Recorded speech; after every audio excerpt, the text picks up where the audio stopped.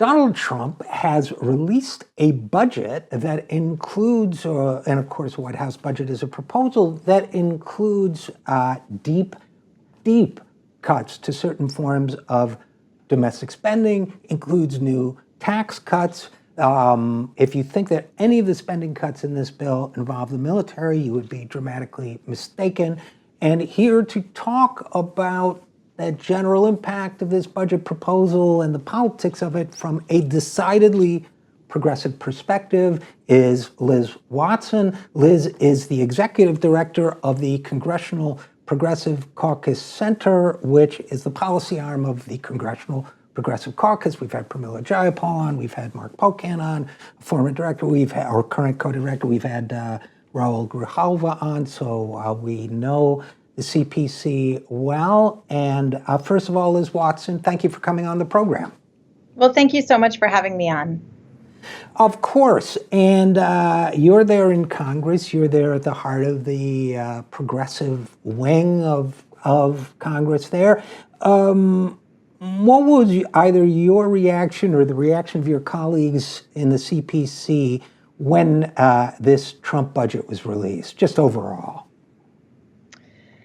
Well, obviously this budget is deeply concerning. I come at this as an activist and advocate within the progressive movement. I run the Congressional Progressive Caucus Center, which is a 501c3 nonprofit that is working across the progressive movement to try to align the progressive movement around our values of investing in our families, investing in our communities. And we are not a congressional entity, we're an outside entity. And I can tell you that we, in the broader progressive movement, were deeply, deeply devastated to see the way in which this budget attacked our families, attacked our communities.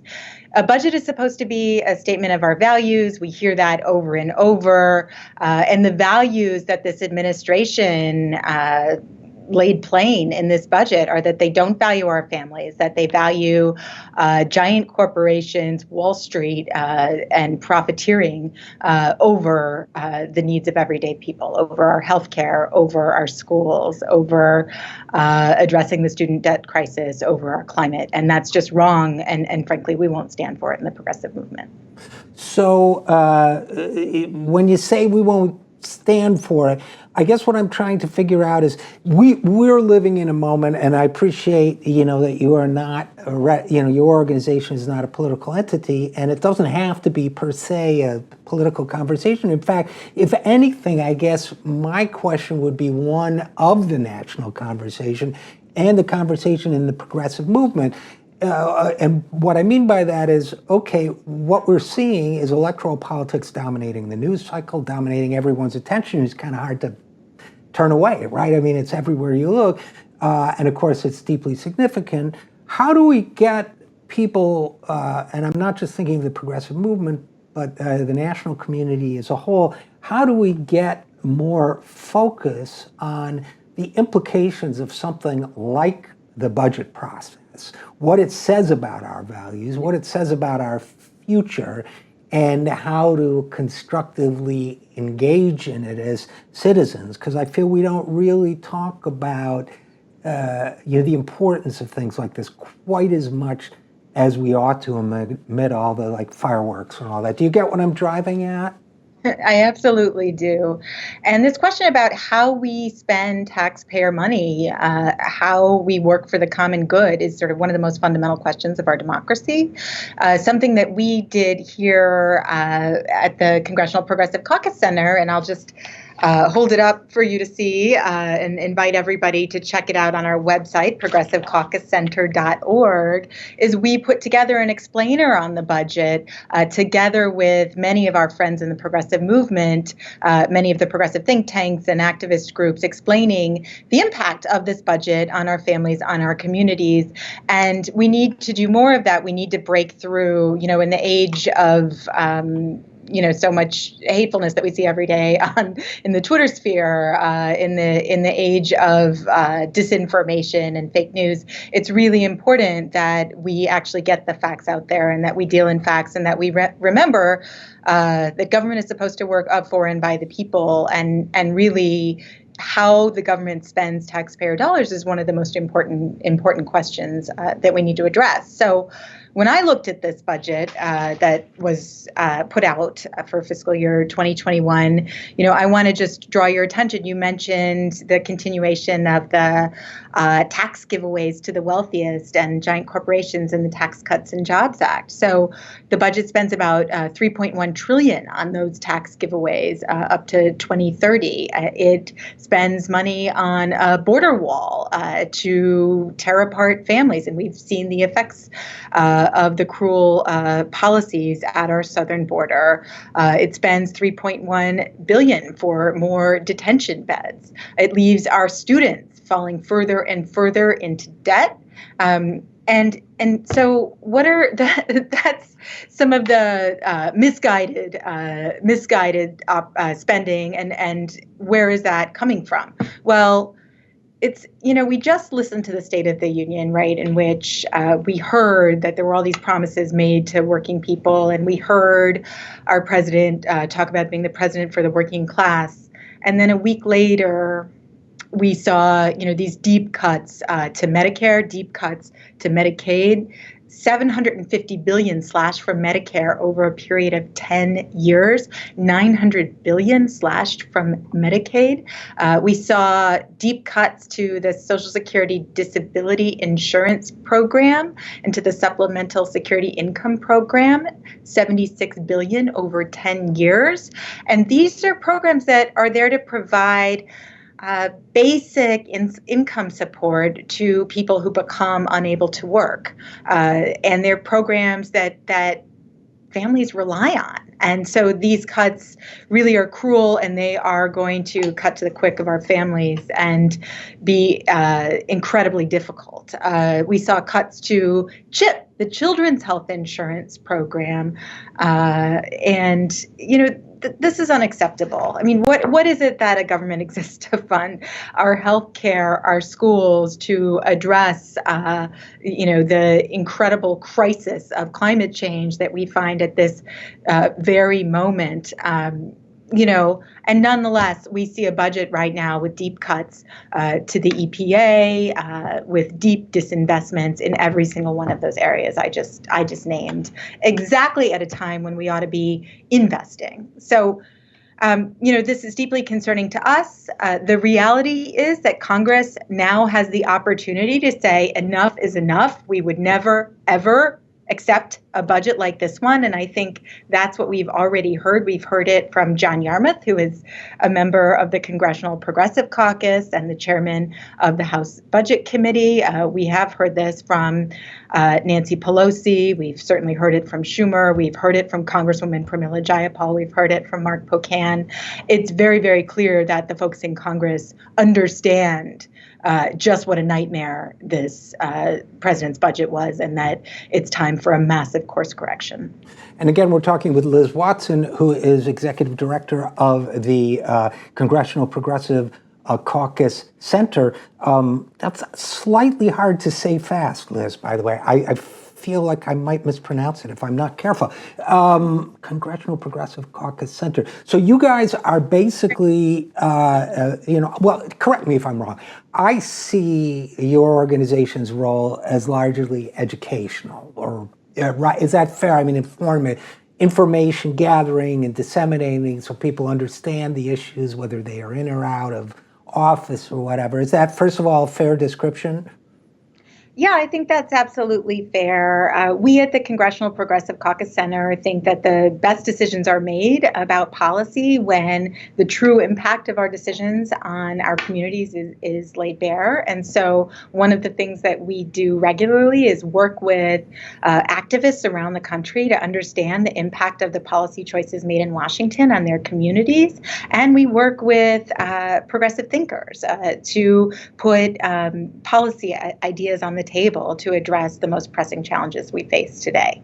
So yes, we are making all of that information available so that the best decisions can get made about the policies that affect all of our lives.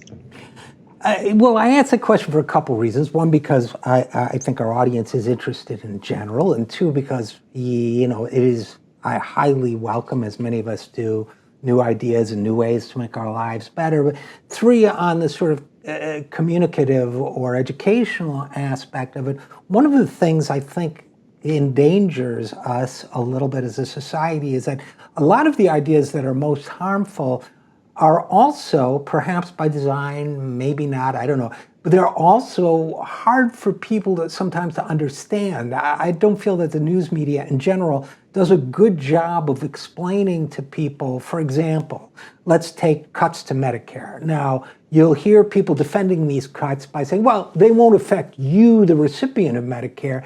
They just affect the providers who will get paid less. But we need somebody to say, well, if providers are paid less, fewer of them will accept Medicare. And if there are fewer providers offering Medicare, it's going to hurt people. There's always that sort of cognitive step that people need help taking, or block grants. A big piece of what this Trump budget would do is turn Medicaid into a block grant program and then cut it. And that's kind of a two-step, almost like a, cup and ball, three-card monte trick, where, it's not that easy to see that A, what he's doing is really cutting expenditures, but B, giving states that latitude and more to do that in ways that you might never read about at the national level. Do you get what I'm trying to say about the educational need here?